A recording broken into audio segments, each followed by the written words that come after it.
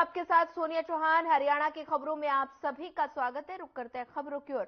Haryana BJP के पूर्व अध्यक्ष और नवनिर्वाचित राज्यसभा सदस्य सुभाष बराला को बीजेपी आलाकमान ने अहम जिम्मेदारी दी। सुभाष बराला लोकसभा चुनाव प्रबंध समिति हरियाणा के साथ संयोजक बने।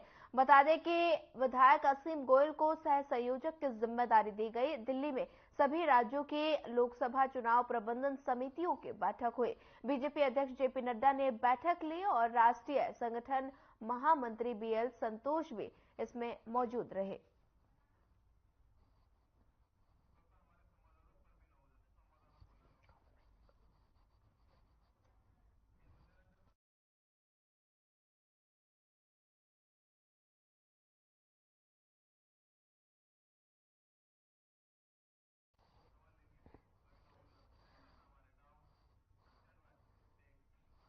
वहीं इसी खबर पर ज्यादा जानकारी साझा करने के लिए हमारे संवाददाता प्रवीण आहूजा हमारे साथ हैं। प्रवीण, बता दें कि सुभाष बराला को आलाकमान ने अहम जिम्मेदारी दी है, क्या कुछ ज्यादा जानकारी अपडेट दीजिए। सोनिया, सबसे पहले बता देना चाहता हूं कि हरियाणा बीजेपी के पूर्व अध्यक्ष और नवनिर्वाचित राज्यसभा सदस्य जो कि हाल ही में राज्यसभा के सदस्य भी चुने गए हैं, सुभाष बराला को बीजेपी आलाकमान ने एक बहुत बड़ी जिम्मेवारी दी है। सबसे बड़ी बात है कि क्योंकि चुनाव अब का बिगुल बज चुका है, आज दोपहर तक या देर रात्रि तक पहली लिस्ट जो है वो जारी होने की संभावना भी जताई जा रही है, जिसको लेकर अब लोगों से सीधा संवाद करने के लिए। और सबसे बड़ी बात है कि चुनाव बिल्कुल नजदीक आ चुके हैं और चुनाव आयोग भी कहीं ना कहीं बहुत जल्द तारीखों की भी घोषणा करने जा रहा है। तो तमाम ये जो जिम्मेवारी दी जा रही है, ये एक बहुत बड़ी जिम्मेवारी दी गई, क्योंकि जो बैठक में ये निर्णय लिया गया था कि ऐसे तमाम जितने पदाधिकारी हैं उन्हें ज्यादा से ज्यादा जिम्मेवारी दी जाए ताकि लोगों से जुड़ने का सीधा प्रयास करें। वहीं चुनावों को देखते हुए कहीं ना कहीं आगामी चुनाव, इसी चुनाव में जो है वो हरियाणा में जो है वोटों को साधने के लिए भाजपा इस तरह के जो है ठोस कदम उठा रही है लोगों को, ताकि ज्यादा से ज्यादा सभी जातीय समीकरण को देखकर जोड़ा जा रहा है।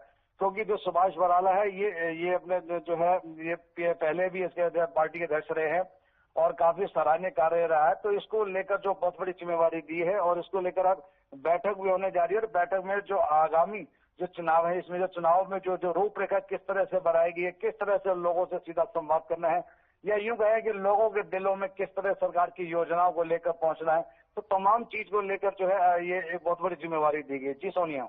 जी प्रवीण आहूजा, ज्यादा जानकारी साझा करने के लिए आपका धन्यवाद। बढ़ते हैं अगली खबर की ओर। हरियाणा बीजेपी के प्रदेशाध्यक्ष नायब सिंह सैनी ने कहा कि वर्ष 2024 के लोकसभा चुनाव को लेकर हर लोकसभा क्षेत्र में चुनाव कार्यालय खोले जा चुके हैं। भाजपा लोकसभा के चुनाव में विकास के मुद्दे पर चुनाव लड़ेगी, क्योंकि प्रधानमंत्री नरेंद्र मोदी के 10 साल के कार्यकाल में भारत में अंतिम व्यक्ति तक सुविधाओं को पहुंचाया गया। और भाजपा प्रदेशाध्यक्ष ने तो शाम में आयोजित रैली में कई लोगों को बीजेपी में ज्वाइन कराया। आयुष्मान योजना के माध्यम से 5 लाख रुपए तक इलाज सुनिश्चित किया है।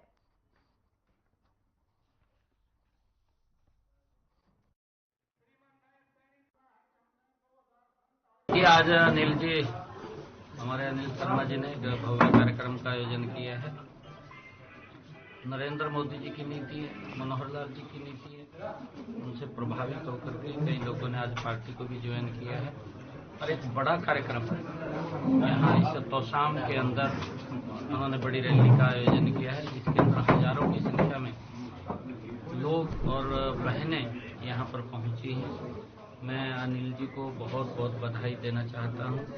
और 2024 का इलेक्शन है, 2024 के अंदर क्योंकि हमारी लोकसभा के सभी चुनाव कार्यालय भी खुल गए हैं, जल्दी ही विधानसभाओं के कार्यालय भी खुल जाएंगे।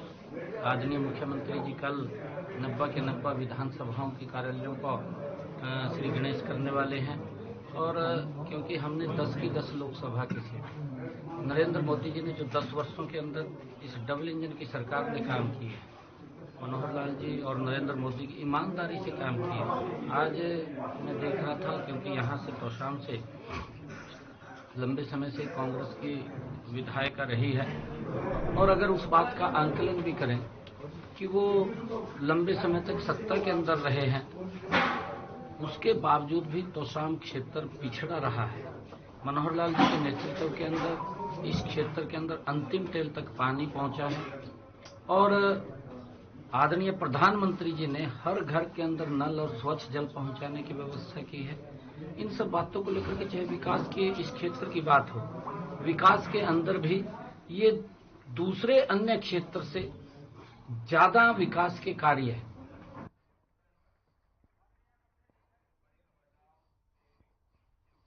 चलिए इस वक्त आपको एक बड़ी खबर से रूबरू करवा देते हैं। बड़ी खबर इस वक्त की पलवल से, नाबालिग लड़की के साथ छेड़छाड़ का मामला। बड़ी खबर, अहम जानकारी, बड़ा अपडेट। अश्लील फिल्म बनाने पर जिला अदालत ने लगाया जुर्माना। स्कूल जाने वाले रास्ते पर आरोपी करता था छेड़छाड़। बड़ी खबर, अहम जानकारी पलवल की इस वक्त की आपकी टेलीविजन स्क्रीन पर। माता पिता की शिकायत पर किया गया था मामला दर्ज। आरोपी को 10 साल की सजा। बड़ी खबर, अहम जानकारी पलवल से, नाबालिग लड़की के साथ छेड़छाड़ का मामला।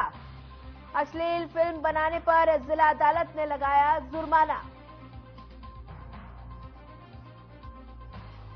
वहीं इसी खबर पर ज्यादा जानकारी साझा करने के लिए प्रवीण आहूजा हमारे साथ जुड़ गए हैं। प्रवीण, नाबालिग लड़की के साथ छेड़छाड़ का मामला सामने आया है, क्या कुछ ज्यादा जानकारी, अपडेट दीजिए।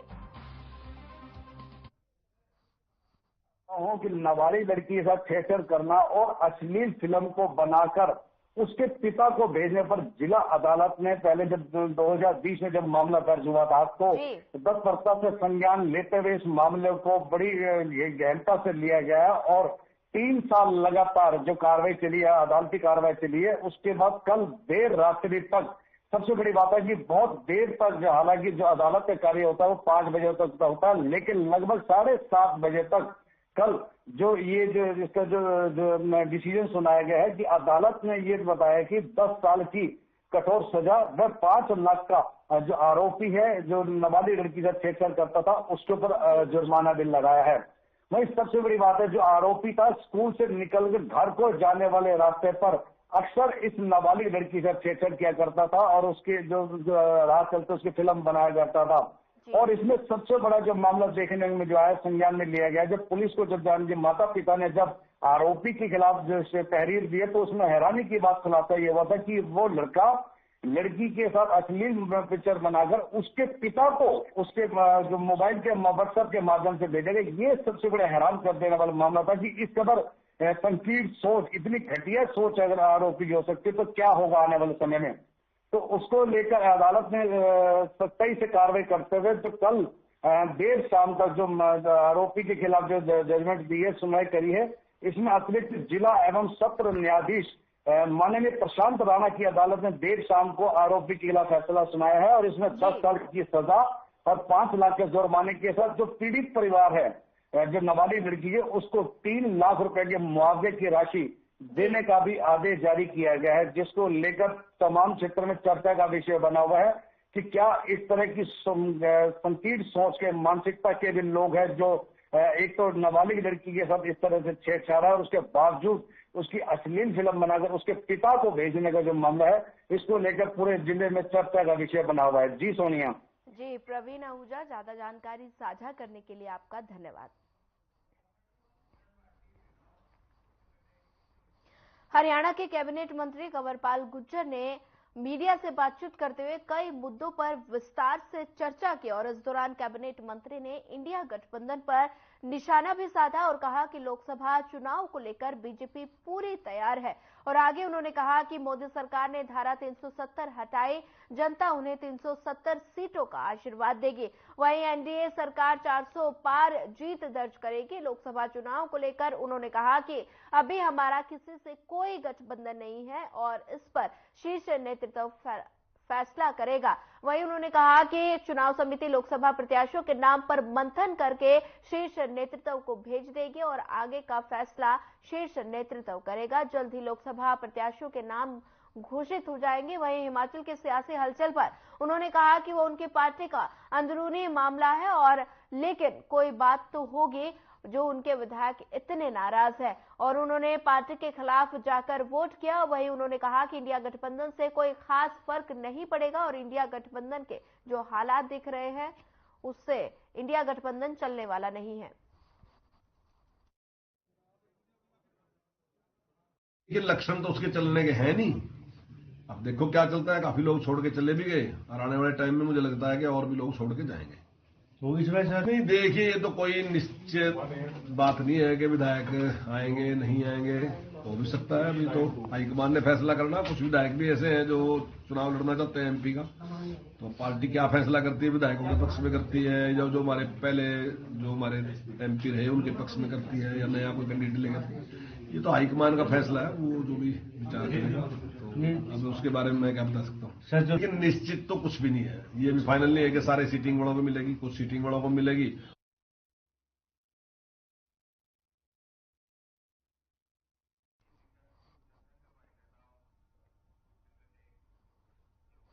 डिप्टी सीएम दुष्यंत चौटाला ने प्रेस कॉन्फ्रेंस में बताया कि आगामी 3 मार्च को करनाल में राष्ट्रीय प्रदेश कार्यकारिणी की मीटिंग है और अजय सिंह चौटाला के आदेश पर काम किए जाएंगे। तो वहीं आप और कांग्रेस के गठबंधन को लेकर कहा कि गठबंधन दर्शाता है कि कांग्रेस बैसाखी के सहारे को मजबूर है। कोई डायरेक्शन अगर दी गई, क्योंकि वीजा कैंसिलेशन तो शायद एमईए के हाथ में भी नहीं है, वो तो कंसर्न अबैसी ने करना है। और जहां पासपोर्ट की बात है, अगर मिनिस्ट्री ऑफ एक्सटर्नल अफेयर्स कोई कदम उठाती है, क्योंकि वो इशूइंग अथॉरिटी है, वो उसका संज्ञान लेंगे। कुछ फोटोज वायरल हो रही है जो न्यूज 18 भी चला रहा है सर कि ये फोटो इनकी जो आंदोलनकारी इनकी पहचान कर ली गई। कोई लॉ एंड ऑर्डर को खराब करता है तो सरकार उसके विरुद्ध एक्शन लेती है, इतिहास में भी लिए हैं। और जिस तरह से पीसफुल प्रोटेस्ट की बात करी गई और उसके अंदर कोई हिंसक घटना हुई है तो पुलिस अपनी कार्रवाई करेगी। बीजेपी के प्रदेश अध्यक्ष नायब सिंह सैनी ने लोहारू में कई कार्यक्रम में शिरकत की और इस दौरान जेजेपी और बीजेपी गठबंधन से लोकसभा चुनाव लड़ने पर उन्होंने कहा कि 10 की 10 लोकसभा सीटों पर अकेले कमल खिलाएंगे। प्रदेश में अन्य दलों के बहुत बड़े नेता बीजेपी में शामिल होने के कतार में खड़े हैं और इसके साथ ही उन्होंने कहा कि युवाओं को बिना पर्ची खर्ची के नौकरी के साथ गरीबों के उत्थान के मुद्दे पर लड़ेंगे और केंद्र और प्रदेश के बीजेपी सरकार ने गरीब को ऊंचा उठाने का काम किया है।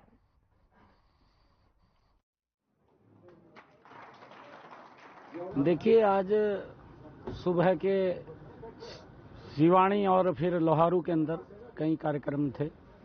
अलग अलग कार्यक्रमों के अंदर जाना हुआ है। एक हमारी जिला कार्यकारिणी की बैठक भी सिवानी के अंदर रही है, क्योंकि 2024 का चुनाव आया है। सभी कार्यकर्ता मौजूद थे। लगातार के कार्यक्रम आ रहे हैं और उन कार्यक्रमों को लेकर के हमने हरियाणा के अंदर जो काम नरेंद्र मोदी जी की सरकार ने किए हैं, जो काम मनोहर लाल जी की सरकार ने किए हैं, और ईमानदारी से दोनों सरकारों ने जबरदस्त काम गरीब के ऊंचा उठाने के लिए कार्य किया है।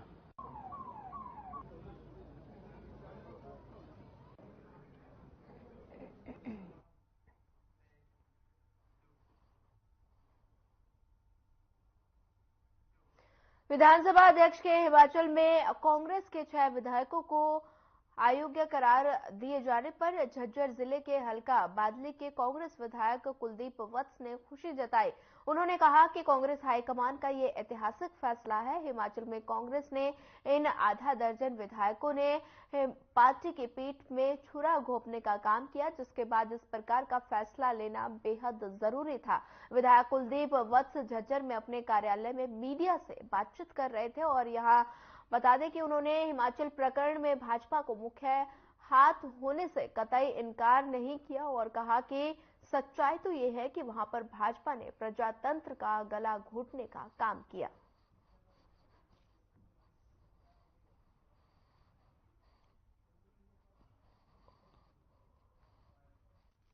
देखिए, मैं प्रथम जी मैंने लेटर लिखा है मुख्यमंत्री को। मैं आपको बता दूं, बड़ी हैरानी की बात बता रहा हूँ, इस रोड की हालत भी खराब होगी कुछ 4 महीने में ही। उसके बाद मैं आपको बता रहा हूँ, मैंने जो 25 करोड़ रुपये हमें मिले थे बादली टू बुपनिया, उस रोड की हालत भी ऐसी है। बादली टू गवाना माजरी होते हुए भादरगढ़ जा रहा है, उस रोड की भी हालत है। फिर मैंने बुपनिया टू नूना माजरा शाहपुर देसलपुर होते हुए उसकी भी हालत है।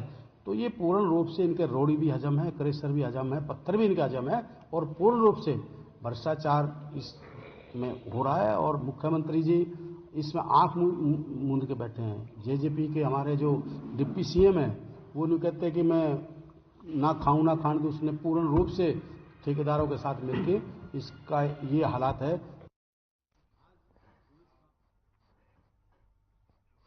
हरियाणा के पंचायत मंत्री देवेंद्र सिंह बबली लघु सचिवालय पहुंचे। देवेंद्र सिंह बबली ने ग्रीवेंस कमेटी की बैठक ली और इस दौरान उन्होंने 13 शिकायतों में से 8 शिकायतों का मौके पर ही समाधान किया। 5 शिकायतों को जांच कर अधिकारियों को जल्द समाधान करने के आदेश दिए गए और साथ ही इस दौरान देवेंद्र बबली ने कहा कि साथ ही अधिकारियों को भी फटकार लगाई गई।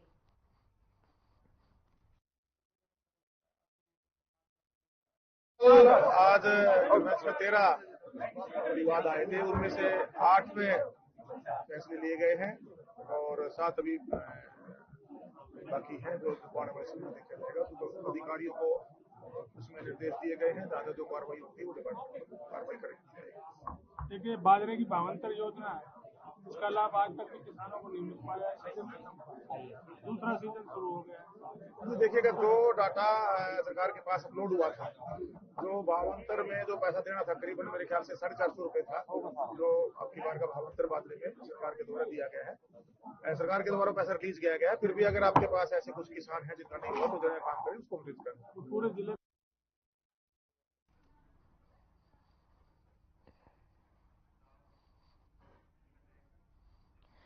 हिमाचल प्रदेश में राजनीतिक उठापटक कम होने का नाम नहीं ले रही। भूपेंद्र सिंह हुड्डा ने प्रदेश में राजनीतिक संकट खत्म होने की बात कही, लेकिन विक्रमादित्य सिंह ने 6 बागी विधायकों से मुलाकात कर इन बातों पर फिर से सवाल खड़ा कर दिया। हुड्डा ने कहा कि किसी से मिलने में कोई ऐतराज नहीं। विक्रमादित्य सिंह ने दिल्ली जाने पर हुड्डा ने कहा कि अपने कामों को लेकर दिल्ली जाने में क्या बुराई है। हिमाचल में 5 साल कांग्रेस की सरकार चलेगी। सुखविंदर सिंह सुक्खू ही सीएम है। विधायक विक्रमादित्य के बागी विधायकों से मिलने पर भूपेंद्र सिंह हुड्डा ने कहा कि इस पर किसी को आपत्ति नहीं होनी चाहिए।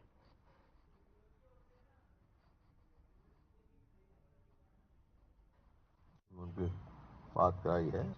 देखिए, वहाँ जो हुआ, पहले हमारा उम्मीदवार राज्यसभा में जो अभिषेक सिंह जी का समय 6 वोट हमारी पार्टी की वो विरोधी कैंडिडेट के पास गई। बड़ा दुर्भाग्यपूर्ण हुआ वो, क्योंकि हिमाचल की संस्कृति में कभी नहीं सुना मैंने। हिमाचल में तो जो बात है वो रहती है, फर्स्ट टाइम हुआ ऐसा। तो जो उसके बाद स्पीकर ने जो फैसला लिया, तो वहां पर जो आपस में मतभेद थे थोड़े मोटे, वो हमने प्रयास किया, दूर हो गए, आपस में उनकी बात कराई है और अब जो है मजबूती से लोकसभा का चुनाव लड़ेंगे इकट्ठे।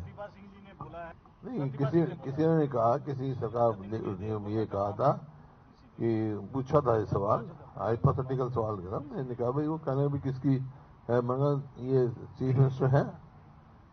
और बल्कि एक ने पूछा था कितने साल, 5 साल, मगर ये हाइपोथेटिकल सवाल है, आज के दिन चीफ मिनिस्टर यही है मजबूत करने में। अब उनके सवाल का उनसे पूछो, मेरे सवाल मेरे पूछो, तो दूसरे को किसका क्या सवाल करता है। पार्टी की सरकार रहेगी, हमने यही कहा, कांग्रेस पार्टी की सरकार रहेगी 5 साल। देखिए, वहाँ जो हुआ, पहले हमारा उम्मीदवार राज्यसभा नफी सिंह राठी की हत्या मामले में कांग्रेस राज्यसभा सांसद दीपेंद्र हुड्डा का बयान सामने आया। दीपेंद्र हुड्डा ने बता दें कि बदमाशों को नसीहत देते हुए कहा कि बदमाश या तो अपराध छोड़ दें या प्रदेश, अगर हरियाणा में हमारी सरकार बनती है तो हम अपराध छुड़वाने का काम करेंगे। नहीं तो परिवर्तन होगा, कांग्रेस पार्टी की सरकार बनेगी और सरकार जब बनेगी तो हम ऐसे अपराधियों को छोड़ेंगे नहीं। आज मैं ये दोबारा से एक चेतावनी आपके माध्यम, क्योंकि ये सरकार तो फेल है, खट्टर सरकार फेल हो गई। ये केवल पुलिस का बल का प्रयोग प्रदेश के हर वर्ग के ऊपर अत्याचार करने के लिए करती है। प्रदेश का आड़ती आंदोलन करता है तो उस पर पुलिस बल, कर्मचारी ओल्ड पेंशन स्कीम के लिए आंदोलन करता है उस पर लाठीचार्ज, सरपंच आंदोलन करते हैं उस पर लाठीचार्ज, किसान आंदोलन करता है तो किसान पे लाठीचार्ज, कहीं गोलीबारी, कहीं आंसू। अगली खबर अंबाला से है, जहां साइबर ठगों ने पुलिस अधीक्षक जशनदीप सिंह रंधावा के नाम से फर्जी फेसबुक अकाउंट बना लिया और इसी के साथ लोगों को रंधावा के नाम से ठगने का प्रयास भी किया जा रहा है। एसपी जशनदीप सिंह ने खुद अपने सोशल मीडिया अकाउंट पर पोस्ट शेयर करते हुए फर्जी फेसबुक आईडी की जानकारी साझा की। एसपी ने बताया कि उनके नाम से एक फर्जी अकाउंट बनाया हुआ है, जिसमें उनकी फोटो के अलावा प्रोफाइल में भी उनकी जानकारी डाली हुई है और शातिर ठग उनकी फर्जी आईडी के जरिए करीबी लोगों को मैसेज भी भेज रहे हैं। एसपी ने कहा कि साइबर ठग उनकी सोशल मीडिया से जुड़े नजदीकियों को मैसेज भेजकर पैसे की डिमांड कर सकते हैं या फिर किसी के तरह का नुकसान पहुंचा सकते हैं। समय रहते एसपी रंधावा ने फेसबुक ऑफिस में संपर्क कर फर्जी अकाउंट को ब्लॉक कराया और साथ ही उनके नाम से कोई भी ठगी होने की पुष्टि नहीं हुई है।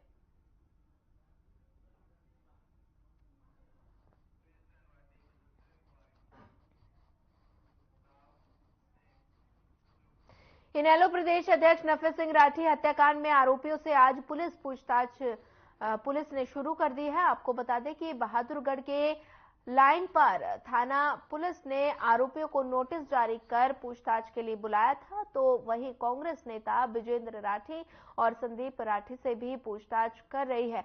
बहादुरगढ़ से भाजपा के पूर्व विधायक और नरेश कौशिक और बहादुरगढ़ नगर परिषद के वाइस चेयरमैन राजपाल उर्फ पाले राम शर्मा को भी पूछताछ के लिए थाने में बुलाया गया है।